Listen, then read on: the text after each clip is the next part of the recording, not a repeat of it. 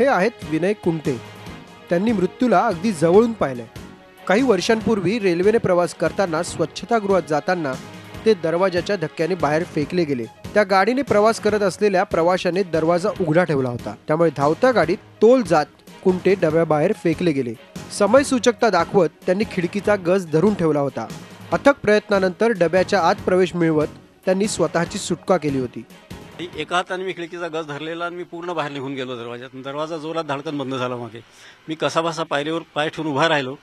खूप वेळ धक्का मारला, अर्धा तास मी ओरडत होतो। आतमध्ये सगळे झोपले होते, कोणाला ऐकू नाही गेलं।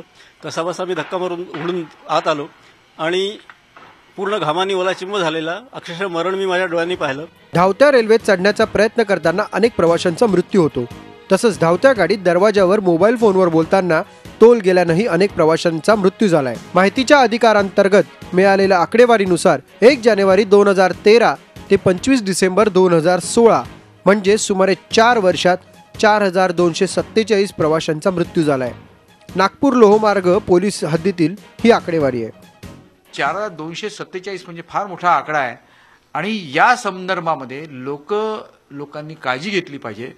अर्थात या ठिकाणी सरकारने सुद्धा या ठिकाणी लक्ष दिलं पाहिजे की हे मरू नये यासाठी काय उपाययोजना करतील आणि हे जर केलं तरच ही संख्या कमी होऊ शकेल असं मला वाटतं। यासारख्या अपघातांसाठी आणि त्यातून होणाऱ्या दुर्दैवी मृत्यूसाठी सर्वसामान्य प्रवासी जबाबदार असले तरी सरकारनेही या संबंधित काही करता येतं का हे पाहणं गरजेचं आहे। अखिलेश हळवे, झी मीडिया, नागपूर। झी 24 तास रहा एक पाऊल पुढे।